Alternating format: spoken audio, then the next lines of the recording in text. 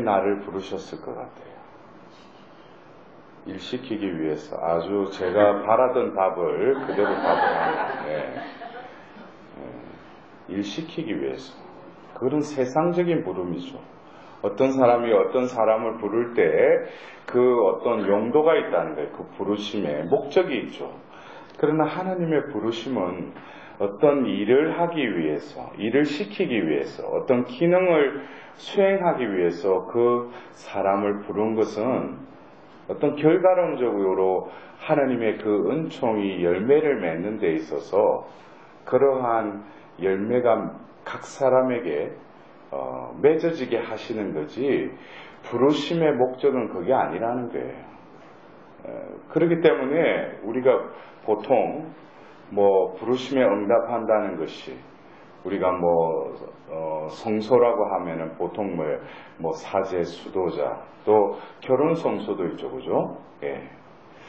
그런 어떤 외적으로 드러나는 어떤 직무의 형태에 따라서 어떤 결혼의 유무에 따른 어떤 그런 부르심보다도 좀 더 원천적으로 하나님은 왜 인간을 부르시는가? 우리가 성경을 창세기부터 이렇게 읽어보면은 창세기 1장에 하나님께서 천지를 창조하시고 나서 당신의 모습과 비슷하게 또 모습을 창조하시고 나서 창세기 1장 28절에 모든 집진성과 덜진성과 나는 것과 기는 것을 어떻게 하라고요? 지배하고 다스려라 그랬어요. 이것은 어떤 명령조죠. 예. 축복을 내리시면서 하나님 복을 내리시면서 말씀하시는 거예요. 이것은 부르심이 아니죠. 그리고 2장 16절에서 17절에 보면은 이 동산 한가운데 있는 그 이 선과 악을 알게 하는 나무 열매는 따먹지 마라. 이 나무 열매를 따먹는 너희들은 반드시 죽을 것이다. 이것도 어떤 금지의 명령에 해당되는 말씀이죠. 그렇다면 하나님이 그 부르심,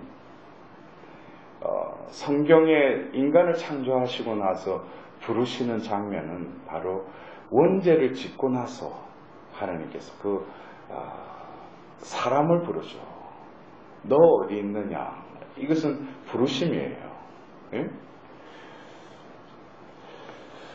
창세기 3장 9절의 이 말씀은 오늘 예수님께서 마테오를 나를 따라라 해서 그가 그 말을 듣고 그 세간에 앉아있던 그 자리에서 일어나서 예수님을 따랐다고 해서 우리가 그 부르심에 응답했다라고 외적으로는 그렇게 우리가 볼 수 있지만 하나님께서 왜 우리를 부르시는가? 여러분들도 안 그래요? 자녀가 그냥 부모가 볼 때 그냥 잘 살고 있어요. 네? 그러면은 굳이 부를 필요 없어요. 근데 뭔가 부모의 뜻에 어긋나든지 뭔가 이렇게 위험하다고 생각하면 뭐예요? 빨리 부르죠. 왜냐하면 위험에 빠질 수가 있기 때문에. 하나님의 이 부르심은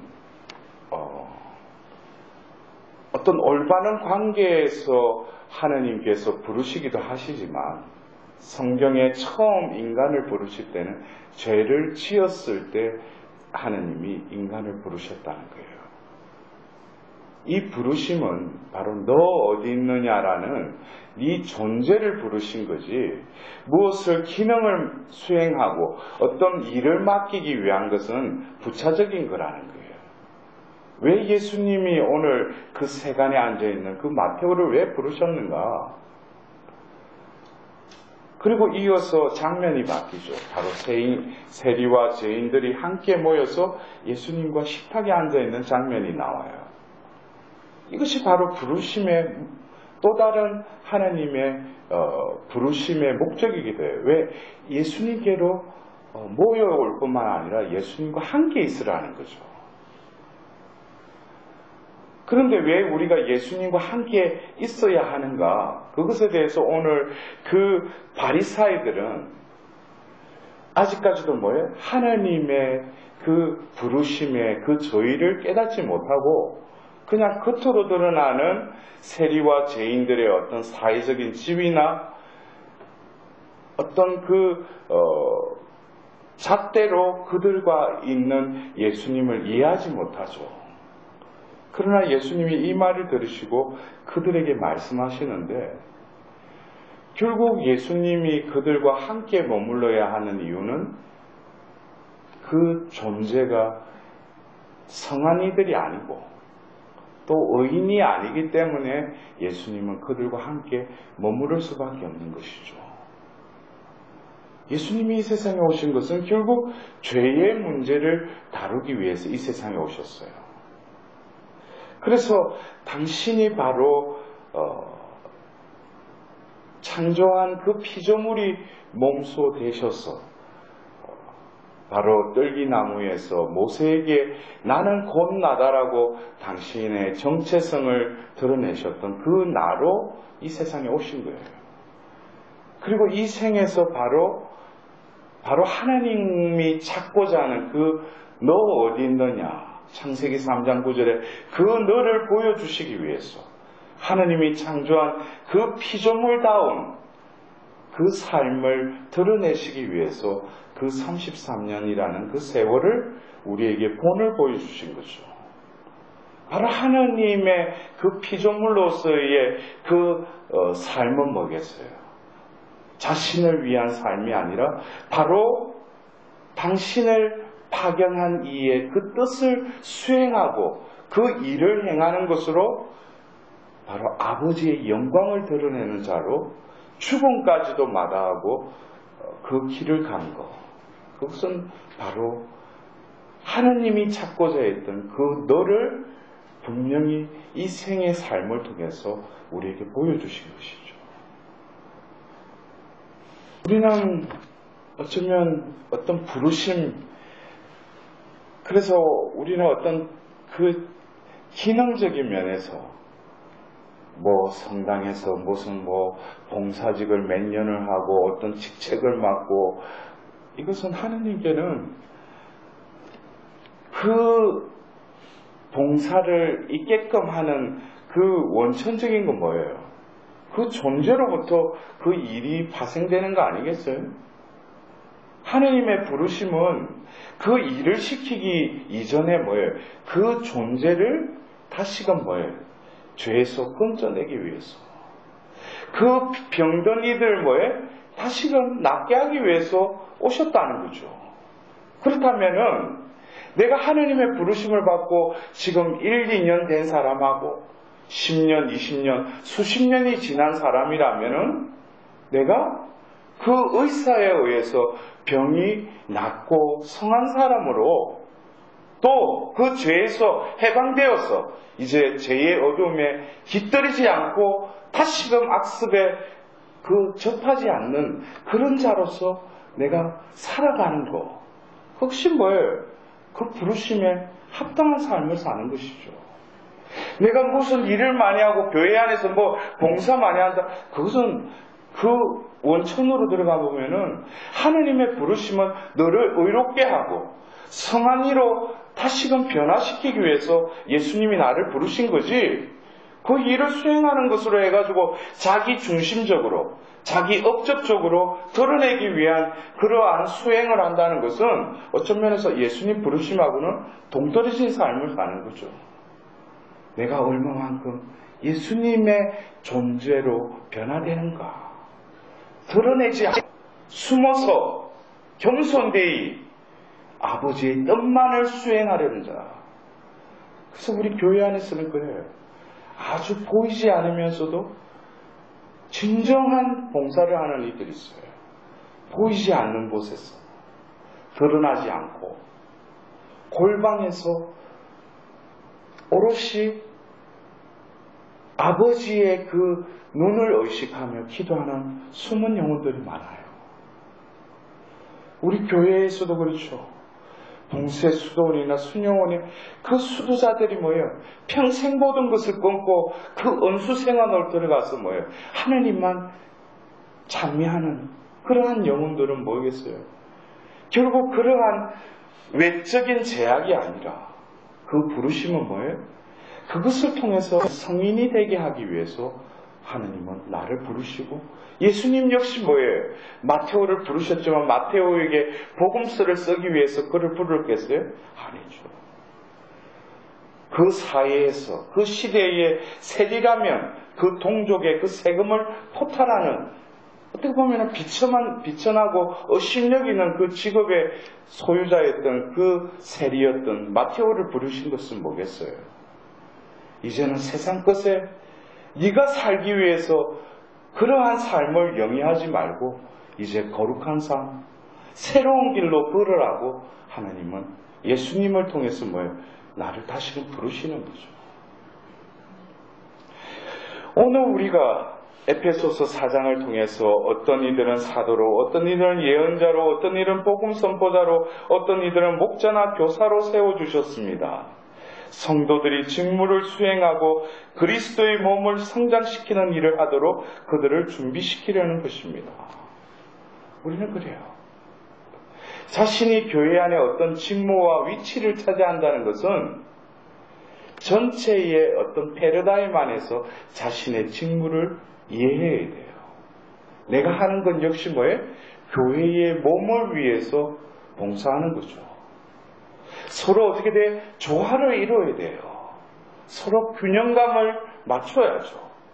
이럴 때 내가 드러나는 것이 아니라 뭐예요?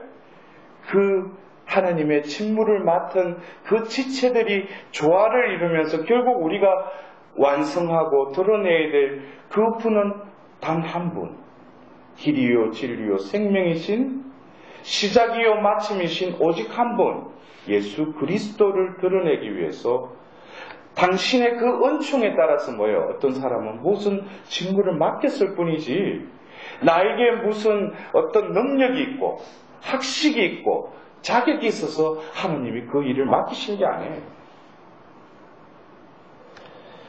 오늘 우리는 그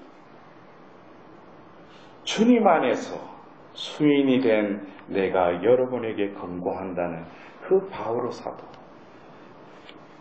주님 안에서 수인이 되었다고 그랬어요. 주님 안에서. 그러나 현실적으로는 실제로 그는 감옥에 갇혔어요. 세상의 감옥에 갇혔다고요. 그러나 바오로 사도는 뭐예요? 세상의 감옥에 있을지라도 그가 진정 구속되고 머무른 곳은 주님 안이라는 거죠. 결국 우리가 예수님이 그 세리를 부르신 것은 나를 뒷공무니를 쫄쫄쫄 따라다니라고 부르신 게 아니라 바로 예수님이 성천하시며 또 다른 보호자 성령을 보내시겠다고 하셨고 그 성령을 받은 이들이 이제는 뭐예요? 3년 동안 동고동락을 했던 그 스승은 눈에는 보이지 않지만 또 다른 영이 그들과 함께 머무르면서 각자에게 그 은총에 따라서 각자가 맡은 그 직무와 그 사도의 일을 뭐예요? 성령이 하게끔 하신 거죠. 그래서 마테오는 뭐예요? 복음을 쓰고 결국 우리가 전승에 가면 뭡니까? 에티오피아와 페르시아에서 복음을 전하다가 순교하셨다고 그랬어요. 결국 예수님의 부르심은 뭐예요? 이 일을 수행하는 것이 아니라 바로 천상에서 바로 예수님이 이 세상에 오셨고 또 살아가셨던 그 존재, 그 존재는 바로 뭐예요? 바로 하느님이 창조하시고 나서 보시니 참 좋았다라는 그 존재, 그 존재가 바로 뭐예요? 바로 성인이죠. 우리는 바로 성인으로 거룩한 사람으로 부르심 받은 거죠. 내가 진정 하나님의 부르심을 받고 내가 신앙생활을 한다면은 얼마만큼 거룩해졌는지를 내 자신에게 물어봐야 돼요. 그냥 매일 미사 왔다 갔다 하고 성시간 참여한다고 그것은 하나의 거룩함에 나아가기 위한 하나의 길일 뿐이지 중요한 것은 하나님과 나하고의 관계 속에서 내가 얼마만큼 거룩해졌는지를 우리는 진단해야 돼요. 내가 얼마만큼 예수 그리스도화되고 있는가. 내 말과 행위와 생각들을 통해서 뭐예요? 내가 얼마나 그리스도화되어서 그리스도의 눈으로 그리스도의 귀로 그리스도의 입으로 내가 얼마만큼 그 성령에 의해 내가 변화되고 있는 삶을 살아가는가. 아직까지도 세상적인 그 직업처럼 그 지위에 머물렀던 그 연륜에 따라서 자신아 뭐가 된 것처럼 착각하는 것은 아직 뭐예요? 아직까지는 거룩함하고 방향을 달리 하는 거죠. 오늘 예수님이 분명히 말씀하셨어요. 나는 병든 이를 위해서 왔다고. 나는 죄인을 위해서 왔다고 그랬어요. 그래서 오늘 내가 바라는 것은 희생제물이 아니라 자비다 그랬어요. 자비는 뭡니까? 자비를 구할 수밖에 없는 그 존재는 예수님 앞에 머무를 때 나는 너무나도 작고 보잘것없을 뿐만 아니라 죄의 그 틈바구니에서 호적거리는 영적으로 심령적으로 나는 병든임을 온전히 고백할 때 오늘 예수님께서는 그 세리를 세간에 앉아있던 그 세리를 다시금 불러 이렇게 세웠듯이 우리들도 뭐예요? 겸손하게 시편 51편의 그 다윗이 내가 주님께 드릴 제물은 부서지고 낮추인 마음밖에 없다라고 온전히 나의 존재를 내어드릴 때 예수님은 다시금 그 존재를 이렇게 세우실 것입니다. 예수님은 우리를 늘 바라보시면서 그 생명의 길, 영원한 구원의 길로 나를 이끄시기 위해서 오늘도 나에게 와서 나를 부르십니다. 너 어디 있느냐? 주님 제가 여기 있지 않습니까? 그러나 다시 예수님 물어요. 너 어디 있느냐? 세례 때 내가 새로이 창조해서 보니 참 좋았고 내 마음에 드는 아들, 딸 내 마음에 드는 뿐만 아니라 뭐예요? 사랑하는 내 아들, 딸들이라 했는데 그 너가 어디 갔느냐 이거예요. 근데 왜 그래요? 예수님 제가 여기 있지 않습니까? 아니 그 너 말고 내가 세례 때 새로이 창조한 그 하느님 자녀인 너가 어디 갔느냐 이거예요. 그 나를 언젠가는 깨달을 그때 비로소 뭐겠어요? 예수님의 그 부르심을 다시금 깨닫게 되는 거죠. 왜 예수님이 나를 부르시는가? 결국 우리는 이 자비의 오아시스에 와서 성시간과 이 미사를 봉헌하면서 내가 구할 그 치안과 희생 제물이 아니라 그분 앞에 죄인으로서 병든 자로서 오로지 구할 것은 그분께 자비를 베풀어 달라는 그 겸손한 그 영혼의 소유자들에게 하나님께서는 오늘 그 부르심의恩총을 우리에게 부어주실 것입니다. 그恩총을 온전히 받아들이는 의탁하는 영혼이 되도록 이 미사 중에 하나님께 은혜를 구하도록 합시다.